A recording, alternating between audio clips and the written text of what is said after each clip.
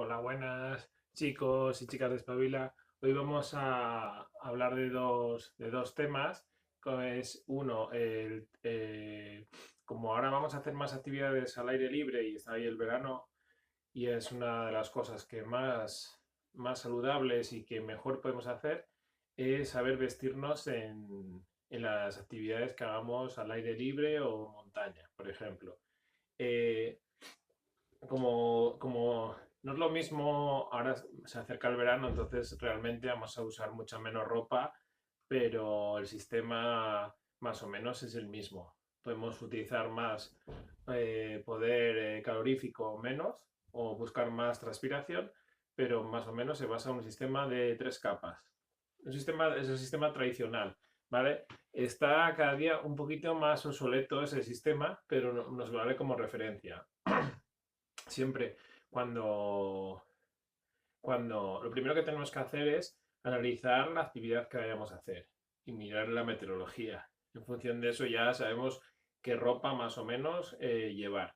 Pero bueno, depende luego el entorno en el que te vayas a mover. Siempre compensa llevar un poco más de peso y más material. Por ejemplo, si te vas a Picos de Europa, la diferencia en verano o en esta época de grados, en el momento que se va el sol durante el día, son a veces 10-15 grados o que se mete una tormenta, entonces tenemos que estar preparados para esos cambios radicales, ¿vale? Entonces, si vamos a un sitio más o menos estable, no necesitamos tanta ropa. Pero sí lo que tenemos que llevar primero es, nos damos un sistema de tres capas. La primera capa, que sería una capa ajustada o o que trabaje sobre todo la evaporación del sudor y mantenernos siempre secos el cuerpo, ¿vale? Entonces, sería más o menos una camiseta así o como la que llevo yo ahora. Y las hay que son más ceñidas, depende ya del gusto de cada uno, que te quedan como si fuese una licra. Entonces, la función de ello son tejidos que, si los veis a contraluz, son súper porosos y evitan que la humedad esté en contacto con la piel, ¿vale? Entonces nos va a servir para una rápida evacuación del sudor hacia afuera y así mantener siempre la temperatura correcta en nuestra piel. Hay algunas diseñadas específicamente para el verano, como viene ahora, que buscan más transpirabilidad y menos potencia térmica o menos calor, ¿vale? Si fuese en invierno sería al revés, que buscamos compuestos un poco como tipo a ver, polipropileno, que no me sale, perdón, y la mezclan con merino para generar un poquito más de calor y mantener ahí la temperatura, ¿vale? Eso sería más o menos lo que sí tenemos, si vamos a hacer alguna actividad y sabemos que vamos a sudar, evitar prendas, por ejemplo, con algodón. Sí, son muy cómodas, pero en el momento que se empapan, luego ese sudor se vuelve en contra de nosotros cuando nos paramos, ¿vale? Entonces evitamos prendas como el algodón, ¿vale? ¿Qué más? La segunda capa, lo que tiene que buscar es sobre todo el aislamiento térmico. O sea, tiene que evacuar la humedad que la primera capa que ha evacuado la camiseta y, y mantener la temperatura o atrapar ese calor o generar calor, ¿vale? Si fuesen plumas. Entonces, lo típico hasta ahora han utilizado forros polares, típico forro polar, que entre la camiseta y eso lo que va a hacer es atrapar el calor, ¿vale? No va a generar calor de por sí, salvo que sea algo como un plumas que sí genera y atrapa mucho el calor, o incluso ahora hay sistemas electrónicos en el que con una batería te mantiene el calor, pero bueno, no es el caso. Eh, un ejemplo de cómo han evolucionado los forros polares.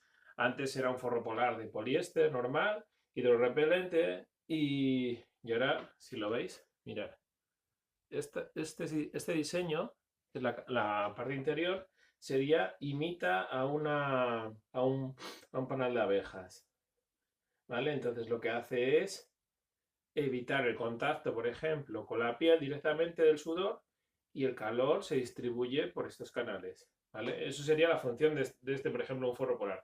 Y luego que es súper liviano y elástico, ¿vale? Que los antiguos forros polares eran menos elásticos y eran más, como más tochos, más rígidos, ¿vale? Que veía incluso se basaba mucho en lo clasificaban en función del grosor, ¿vale?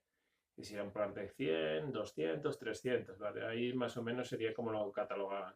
Y luego la tercera capa, la función es protegernos contra los elementos, o sea, viento, aire, sol excesivo, pero sobre todo se busca impermeabilidad y transpirabilidad. Eso es lo que más eso. Ahí es lo que os decía, hay veces que vamos a buscar, sabemos que va a llover, entonces o posibilidades altas, si llevamos siempre una membrana impermeable completamente y sea transpirable. Entonces ahí siempre nos mantendríamos secos. Un ejemplo, os lo voy a poner ahora, esperad. Sería, por ejemplo, este, que es una prenda, un goretés de 3 capas, ¿vale? Con las costuras, importante, termoselladas y nos va a llevar, es bastante ligero y nos va a mantener secos y el sudor lo va a echar hacia afuera, ¿vale? Tiene una alta transpirabilidad y luego también una impermeabilidad máxima, ¿vale? Ahora en verano no vamos sobre todo en León o por aquí, pues no vamos, a lo que haya tormentas, no vamos a llevar tanto. Esto sería más de cara a zonas más frías o eso. Hay por ejemplo, yo por ejemplo ahora mismo llevo algo más ligero, son más livianos, son de 2 capas en vez de 3, que eso tenéis que diferenciarlo. El sistema de laminado del impermeable que sea de 2 o 3 capas con el sistema de 3 capas de camiseta, o sea, camiseta forro polar y luego el impermeable. Es diferente, ¿vale? Puedes llevarte, este sería de dos capas y media, fijaros. Es más ligero, aguanta menos, tiene menos resistencia al agua, pero también ganamos en transporte y ligereza, ¿vale? Sería una columna de agua 10.000 más o menos, que es donde se cataloga el tipo de impermeabilidad. Cuanta más impermeabilidad, tiene que estar equilibrado la impermeabilidad y la transpiración. Este sería 10.000 y 10.000. Cuanto más tenga, 20.000, más impermeabilidad de columna de agua y buscaremos eso, 15.000, eso. Ahí cambia mucho el precio del material, ¿vale? Luego, ahora por ejemplo, si sabemos que lo que está muy de moda o que se utiliza mucho como tercera capa también, no buscamos si sabemos que no va a llover, pero si va a estar un poco fresco o algo, se buscan softshell muy ligeros, sobre todo en esta época ya, que lo que se busca es mucha libertad de movimiento, transpirabilidad, que sea cortavientos y luego que tenga una hidrorrepelencia, que suele ser una capa que tiene por encima, ¿vale? Y luego de peso muy liviano también. Eso sería más o menos lo ideal. Entonces ahí depende ya de cada uno, como si vamos a ir a una zona fría, sabemos que va a estar frío, si vamos a meter una segunda capa o encima del forro polar, podemos meter incluso otra capa o si queremos utilizarla como tercera capa nos valdría también. Si sabemos que no va a eso, podemos utilizar una de fibra, ¿vale? Tipo Primaloft o de pluma, que ahí ya es lo que para mí sería lo más cálido. Lo único que sabemos que la pluma, como momento que se moje, pues va a perder poder calorífico, sin embargo la fibra se mantiene ahí. Y luego los cuidados son diferentes. Otra tendencia ahora es mezclar el sistema tradicional, como os decía, de varias capas está ya un poco obsoleto. Entonces lo que hacen es mezclar eh, tejidos y compuestos. Entonces al final te mezclan una cazadora de fibra, por ejemplo, se llaman chaquetas híbridas y serían chaquetas en las que por la zona central son de fibra y de tejidos de nylon de muy buena calidad, tipo Pertex, eso, y luego lleva una fibra también, eso, de Primaloft o similar, en el que va a evacuar el vapor hacia afuera, el sudor, y mantenerlos calentitos. Y luego, para que tengamos más movilidad y la zona de mayor abrasión, lo que hacen es meter un soft shell. Entonces sería una chaqueta híbrida, ¿vale? Entonces ahí es donde eso ya a gusto del consumidor. Pero bueno, el sistema sería más o menos ese, ¿vale? Bueno, una vez que tengamos más o menos, eso nos va a servir siempre un punto de referencia para luego en nuestras salidas, caminatas y demás, ¿vale? Eh, Ahora vamos a cambiar un poco también de, de tercio y, y, y, por ejemplo, otra cosa que también muchos os estáis iniciando al ir a trekkings o ir a caminar por el monte simplemente o eso, vais a ver mucha gente con bastones, ¿vale? Los bastones no es un invento de ahora, vienen de los años 70 ya, los primeros Lecky, que es una marca así potente, fueron en los años 70, 70, 80, aunque empezaron en la actualidad es los que más desarrollo ha habido, ¿vale? Las ventajas que tienen los bastones, llevar bastones, nos aporta eh, una disminución de la carga en el tren inferior más o menos de un 15-20%, que eso se extrapola a tener menos lesiones y menor cansancio. Por contra, luego también nos libera también de las articulaciones y eso, sobre todo las rodillas, de más tensión y nos da más seguridad, sobre todo a tener más puntos de apoyo. El inconveniente más que vamos a poder tener más es que afecta nuestra marcha natural. Entonces, también nos reduce nuestro equilibrio. Trabajamos nuestro equilibrio al tener más puntos de apoyo, entonces eso es un poco, entonces es un poco una desventaja, ¿vale? Entonces, la técnica correcta para andar con bastones es buscar el paso más natural al caminar con él, ¿vale? No ir como un robot ahí, sino buscar la naturalidad en el movimiento. Y luego combinarlo algún día también en las mismas zonas, ir sin bastones para no perder ese equilibrio, ¿vale? Hay muchos tipos hay varios tipos de bastones comercialmente que vais a ver.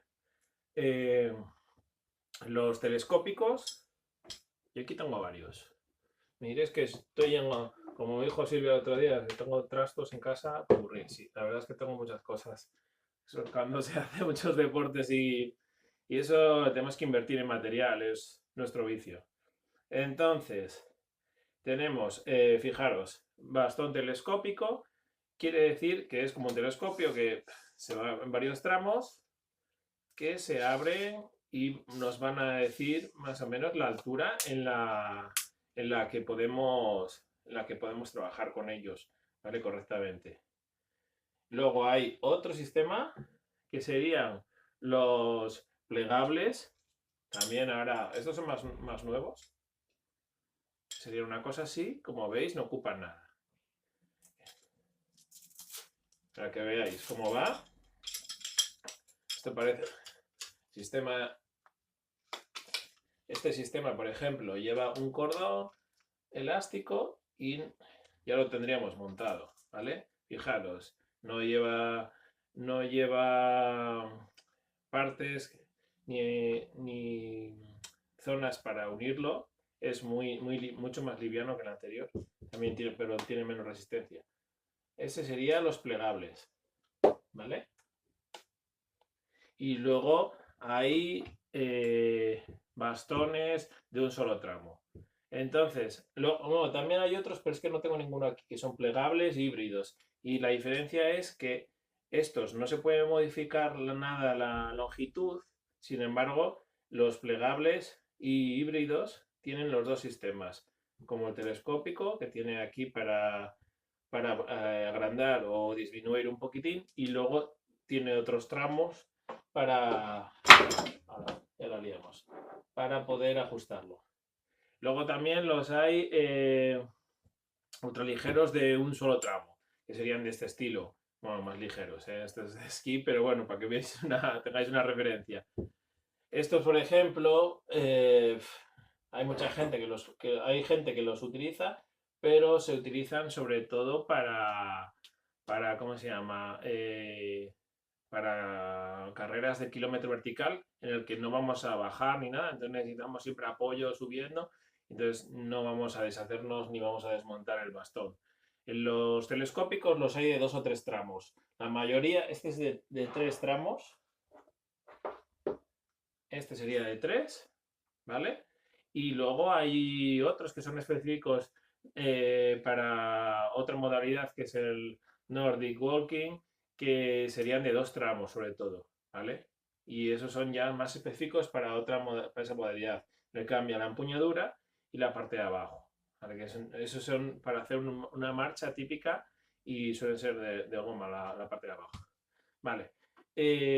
¿Cómo elegir un bastón? ¿Qué mirar?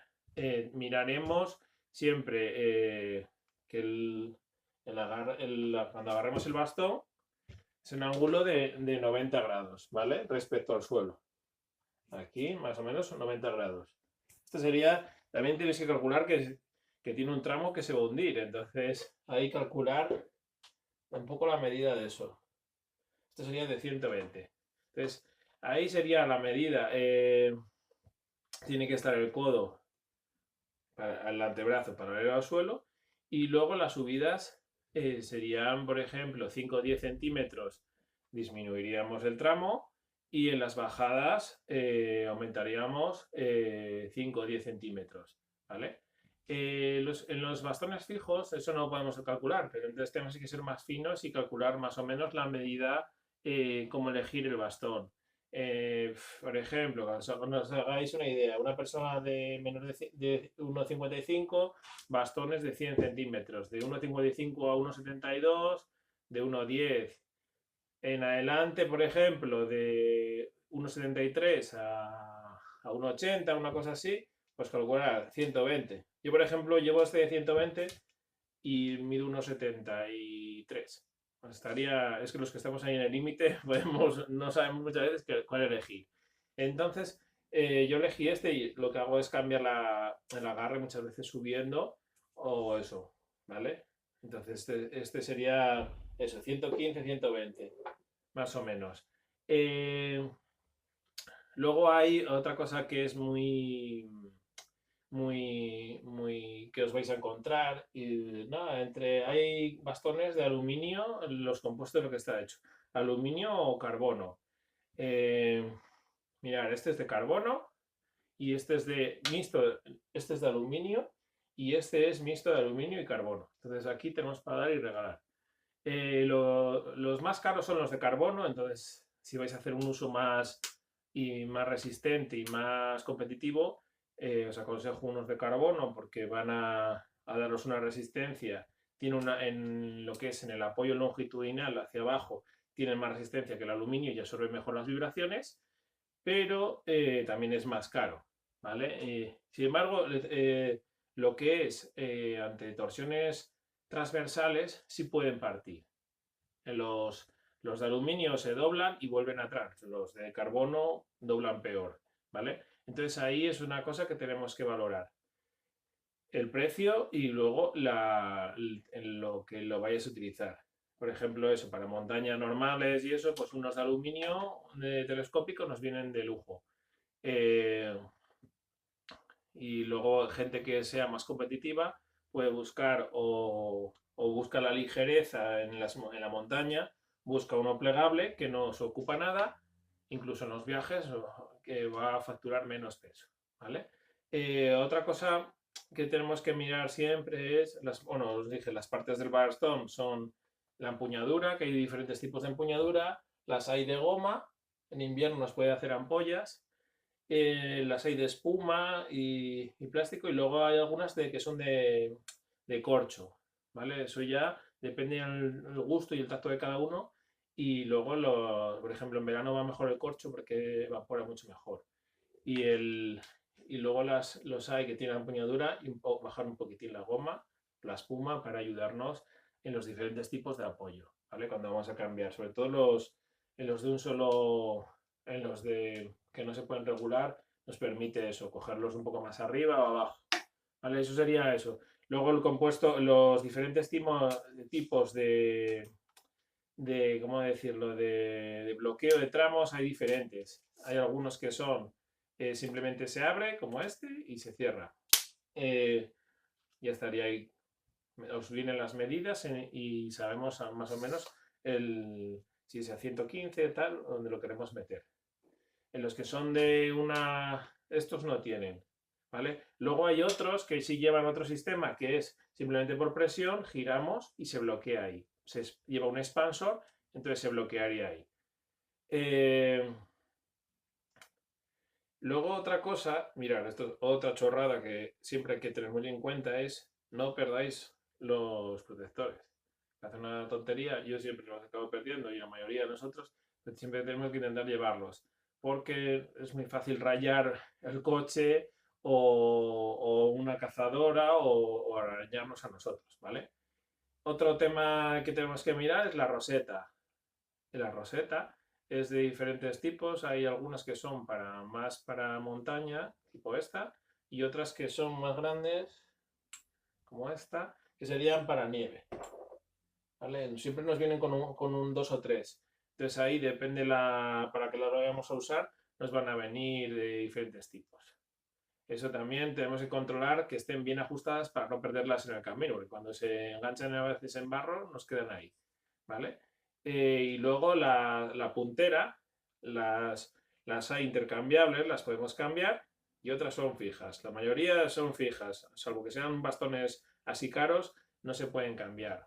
Pero sí tienen que buscar que sean ¿cómo se dice? De un material bueno.